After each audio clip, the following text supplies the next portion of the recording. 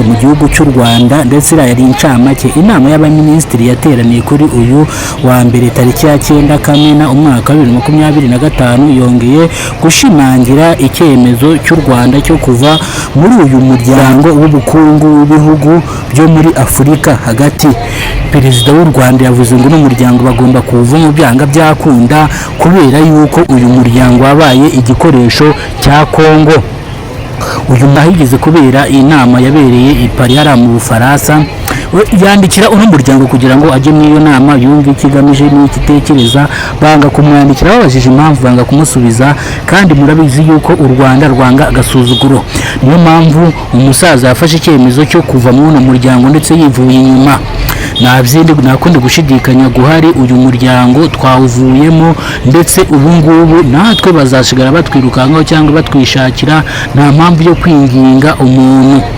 Reka n'ubundi tugaruke mu karere ka Nyarugenge ahazwi nko ku Muhima. Video tugarukaho hano mukurikirana Kidasamura Comedy. Nongeye kubasuhuza mbashimira ku bwitange bwanyu, gukora subscribe kwanyu, ku nkunga yanyu. Ndabashimira rwose ko mwakoze subscribe, kandi turongera kubashimira. Reka twigarukire hano iwacu mu gihugu cy'u Rwanda, aho umugabo aheruka gukora amahano.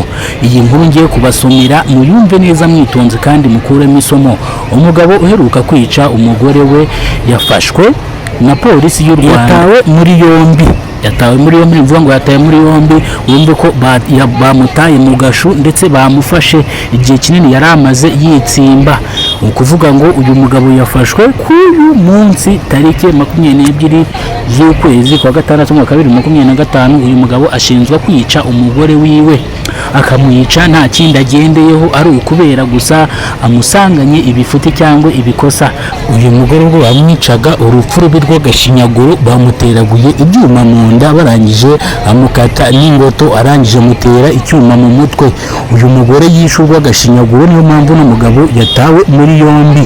Uyu mugabo yakoze icyaha gikomeye cyane, bivuga yuko bari bamaranye ukwezi babana, bari bamaze igihe babana bitemewe n'amategeko. Aribwo no mugabo yafataga icyuma akagitera uno mugore, akamukata ingoto, yarangiza akanakimutera mu mutwe.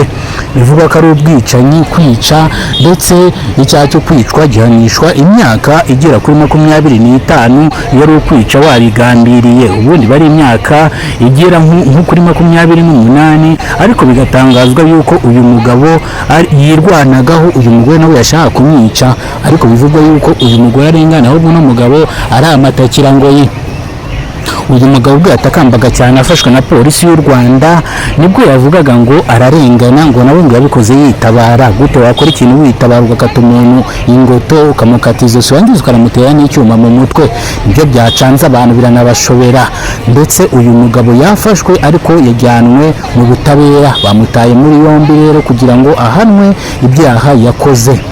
Banyarwanda mukurikiranye video yacu, mukuremo isomo mwino video, kandi mugire ibihe byiza. Turabakunda, nyabagezaga inkuru nitwirinzwe n'Imana Emmanuel, abanzi banze kuzina rya Kidasamura Movie. Turabakunda cyane, mukurikiranye ibiganiro byacu bya Kidasamura Movie. Kidasamura Movie ifite amafilimi, ifite ibintu byinshi ikora, amafilimi nyarwanda, amafilimi y'amakomedi, ndetse n'ibindi bitandukanye byinshi. Mujye mujya ku muyoboro wa Kidasamura Movie, nibura mukande subscribe kugira ngo mujye mubasha gukora amakuru, mujye mubasha kubona amakuru ya buri munsi. Turabakunda cyane rero, tugaruke ku biganiro by'ubutaha. Ikiganiro nakatagaruka yari Kidasamura, dusubire ku biganiro by'ubutaha.